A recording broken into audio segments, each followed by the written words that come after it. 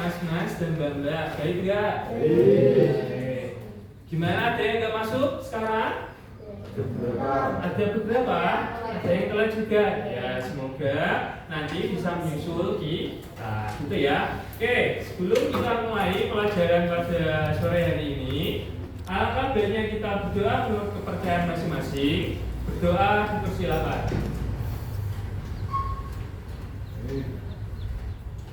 Amin. Oke, sekarang kita ada di pelajaran sejarah Indonesia. Nah, ada yang masih ingat kemarin kita belajar apa yang sejarah Indonesia? Ada yang masih ingat? Kita belajar tentang proklamasi. Terlebih lagi pada kasus PKI atau Partai Komunis Indonesia di Madiun. Itu tokohnya ada yang tahu siapa? Musso. Nah, dan itu alasannya apa? Karena ini menyebarkan paham komunisme. Karena itu dinilai pahamnya akan menjadi paham yang baik untuk negara Indonesia. Nah, oke, di pembelajaran kali ini nanti kita akan membahas tentang bagaimana sih menganalisis pemberontakan pasca kemerdekaan. Karena pemberontakan pasca kemerdekaan ini itu kita nggak langsung merdeka, tetapi kita ada pemberontakan khususnya di masyarakat. Nah, itu nanti kita akan menganalisis pemberontakannya. Itu tujuan dari pembelajaran kita hari ini. Nah, sebelum kita beranjak ke materi, nah, saya ingin bercerita bahwa kalian pernah dengar nggak ini pemberontakan ataupun peristiwa pemboman di berbagai daerah, seperti bom di Surabaya pada tahun 2018. Nah, pada tahun 2018 itu terjadi pemboman yang motifnya setelah diselidiki adalah doktrin dari para orang tua, ataupun keluarga yang dia itu berjihad. Nah, otomatis dia ini mendoktrin anaknya atau keluarga ini didoktrin untuk melakukan pemboman dengan dalih agar kita itu masyarakatnya Islam semua. Itu kita harus mempunyai kepercayaan yang sama, adalah kepercayaan Islam. Tetapi kita kan beraneka ragam. Nah, justru doktrin-doktrin dari paham masyarakat inilah yang nantinya dapat membahayakan kita kalau kita nggak dapat seleksinya. Terus ada beberapa kejadian juga bahwasanya ada anak nih, dia didoktrin untuk jadi teroris, tapi dia nggak mau. Nah, lebih memilih untuk pindah keluarga lain ataupun ikut neneknya. Nah, itu juga merupakan salah satu doktrin, tetapi dia itu nggak langsung ikuti. Nah, dari kedua kasus itu dapat kita pahami bahwasanya doktrin ataupun paham di masyarakat yang menyeleweng seperti itu dapat membahayakan kita. Kalau misalkan kita mencerna itu dengan baik-baik, nah itu kan justru paham-paham yang dapat merusak kita sendiri bahkan di masyarakat. Nah, jadi kalau kalian lihat di sosial media atau kalian lihat di berita, kalau ada paham-paham sesat itu jangan diikuti, gitu ya. Nah, itu juga merupakan salah satu pembelajaran di lingkungan sekitar kita. Oke, kita lanjut ke pelajaran. Oke, ini untuk pertemuan ini nanti kita akan membahas tentang bagaimana sih cara menganalisa peristiwa yang ada. Contohnya, oke, nah kali ini kita akan menganalisis tentang bagaimana sih peristiwa yang kemarin itu atau yang kita pelajari dari peristiwa apa? Pemberontakan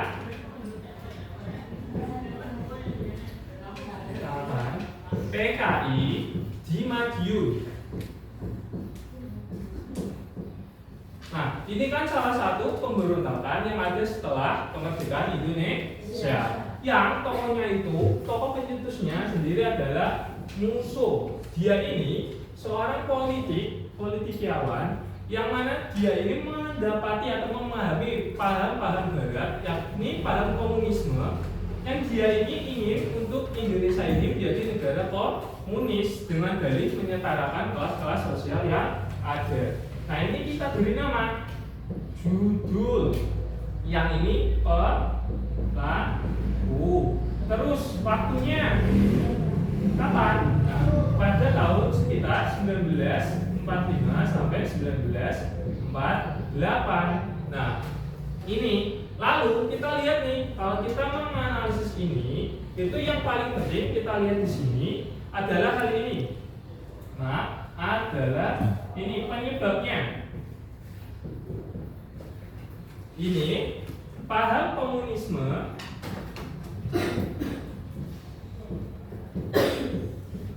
yang dinilai baik untuk ideologi negara. Terus selain penyebab, kalau kita lihat kasusnya ini, ada judul, ada pelaku, ada waktu, ada penyebab, juga ada ini apa? Penyelesaiannya. Nah, penyelesaian pemberontakan PKI ini dia itu nggak langsung dengan diskusi, akan tetapi dengan apa? Pergerakan militer.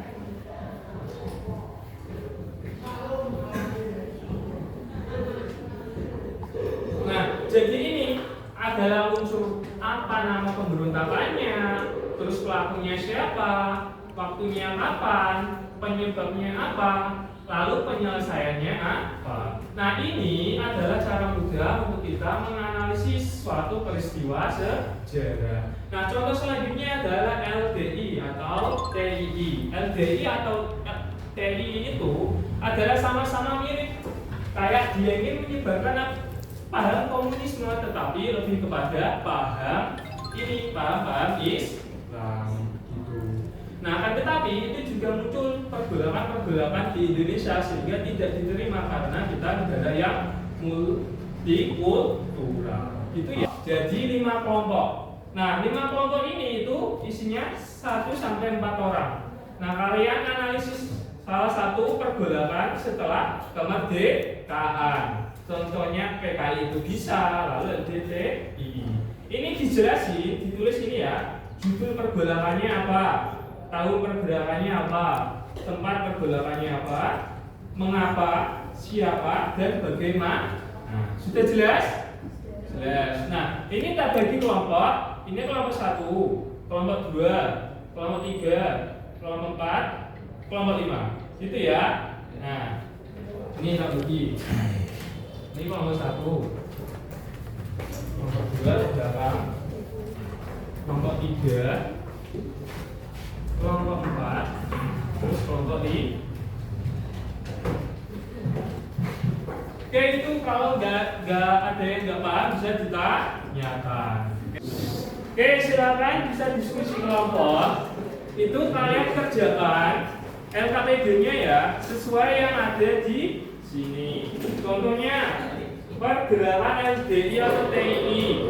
Kalian isi, kalian cari di internet dengan judul pergolakannya, tahun pergerakannya, tempat pergolakan, motifnya, alasannya dan bagaimana penyelesaiannya. Gitu ya. Nah, ada yang ingin ditanyakan? Enggak? Enggak? Nah, ya, ayo dikerjakan. Kelompok sini udah?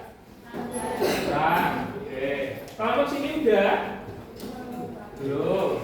Kelompok sini udah? Udah, sip, pintar.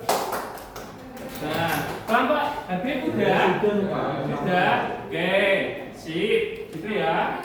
Ada yang masih bingung tugasnya? Ada yang masih bingung? Enggak? Enggak. Jadi di sini udah semua ya. Nah, selanjutnya nanti kita akan presentasi per kelompok 1 orang aja nggak apa-apa hasil penugasannya. Silakan kalau ada yang bertanya, tanyakan aja, nggak apa-apa. Gitu ya. Nah, oke. Kelompok mana yang sudah? Yang mau nyampein? Kelompok Vivit? Oke, Vivit coba. Berdiri. Nah, dia temennya dengar. Yang keras ya, Vivit? Nah, ayo, sudah. Judul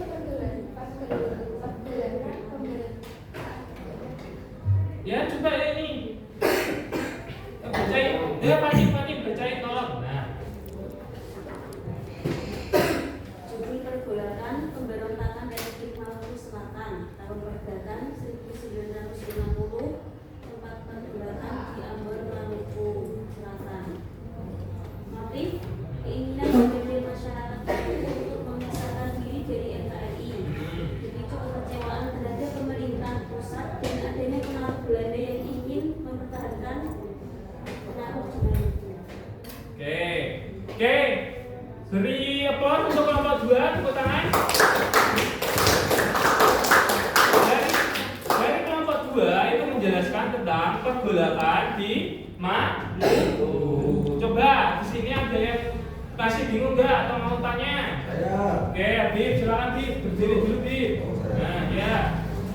Itu bagaimana penyelesaiannya pemberontakan di Maluku? Nah, coba Fatih bisa? Nah. Bagaimana? Pemerintah mengirim pasukan TNI untuk menumpas pemberontakan. Oke. Juga operasi militer dilakukan pada November tahun 1950. Lalu pemimpin RNS ditangkap dan akhirnya dieksekusi pada tahun 1960. Oke. Itu jawabannya Habib sudah jelas. Nah, jadi kesimpulan dari pertanyaan Habib itu bahwasanya pemberontakan Republik Maluku itu adalah dikarenakan adanya paham yang berbeda dari kita yang diselesaikan dengan operasi militer. Oke, selanjutnya kelompok 3 bisa membacain hasil pengerjaannya. Salah satu Habib bisa dibacain? Ya. Jadi mau baca? Nah, ya. Nah, judul pergolakan pemberontakan PKI di Madiun. Ini tahun pergerakannya ini 1948. Motifnya mengganti ideologi negara Indonesia menjadi komunis dan menguasai negara Republik Indonesia tercinta. oke, beri tepuk tangan. Ada yang ingin ditanyakan ke kelompok 3? Ya ada. Oke, jadi kelompok 3 itu ngebahas tentang pemberontakan PKI di Madiun dengan dasar penyebaran paham komunisme dan sama aja kayak pemberontakan di Maluku. Caranya penyelesaiannya dengan operasi militer. Oke, selanjutnya kelompok 4 bisa dibacakan hasil diskusinya. Ayo, bacain salah satu yuk. Ayo. Nah itu, saya salah satu. Ya, ayo nggak apa-apa itu. Nah, ayo nggak apa-apa ini. Hasil diskusinya udah kan? Nah, ayo salah satunya aja nggak apa-apa. Nah, ayo. Stop. Oke, silakan kelompok 4. Judul pergolakan pemberontakan anti Ajis tahun pergerakan 5 April 2050, tempat pergolakan Makassar. Mengapa motif ketidakpuasan dengan keputusan pemerintah mengenai angkatan dan Republik Indonesia Serikat? Siapa pemimpinnya? Kapten Andi Abdul Aziz. Bagaimana penyelesaiannya diselesaikan melalui gabungan upaya militer dan diplomasi oleh pemerintahan Republik Indonesia Serikat. Oke, beri proses untuk kelompok 4. Ada yang ingin ditanyakan? Nggak ada. Nah, jadi kelompok 4 itu ngebahas tentang pemberontakan Andi Aziz. Yang dia itu dilihat bahwasanya tokohnya nggak suka dengan ideologi kita Republik Indonesia Serikat. Oke, itu untuk hasil diskusi kita kali ini. Intinya adalah bahwasanya pemberontakan yang ada di sini itu adalah pemberontakan yang dia hasil dari doktrin di masyarakat setempat. Jadi kalian kalau melihat hal-hal yang seperti itu jangan kalian tangkap mentah-mentah. Oke, habis ini kalian kok pada lemas itu ya, ice breaking ya. Nah, kita jelasin ice breakingnya. Bisa dilihat saya. Nek tepuk pagi berarti 1 kali. Tepuk siang 2 kali. Tepuk sore 3 kali. Tepuk malam nggak tepuk, gitu ya. Nah, oke, kita tes dulu. Ayo semuanya, lihat saya. Tepuk pagi, tepuk siang, tepuk sore, tepuk malam. Nah, ini salah itu ya. Nah, terus oke. Kita ulang sekali lagi. Tepuk pagi, tepuk siang, tepuk sore, tepuk malam. Nah, oke, kali ini dengan tempo yang cepat ya. Bisa? Bisa. Oke, tepuk pagi, tepuk siang, tepuk malam. Nah, yang fokus ya. Nah, oke, sekali lagi pokoknya sampai kompak ya. Nah, tepuk pagi, tepuk sore, tepuk malam. Nah, ayo harus kompak dong. Oh, kita ulangi. Tepuk pagi, tepuk siang, tepuk sore, tepuk pagi, tepuk siang, tepuk malam, tepuk siang, tepuk pagi, tepuk selamanya. Nah, itu jadi harapannya setelah kalian belajar ini, kalian dapat paham nih tentang bagaimana cara menganalisa peristiwa pasca kemerdekaan. Nah, kesimpulannya adalah kebanyakan peristiwa kemerdekaan atau setelah kemerdekaan ini adalah doktrin-doktrin sesat yang ada. Nah, kalau di internet kita lihat bahwasanya kalau ada berita hoax atau berita yang kita kira itu sangat mengubah pikiran kita, jangan untuk diikuti. Hati-hati ketika bersosial media dan tetap mencari hal-hal yang positif. Oke, gitu. Sebelum kita mengakhiri, ada yang ingin ditanyakan? Ya ada. Oke. Sebelum kita mengakhiri pelajaran pada sore hari ini, mari kita buka menurut kepercayaan masing-masing. Berdoa dipersilakan. Terima kasih dari saya. Wassalamualaikum warahmatullahi wabarakatuh.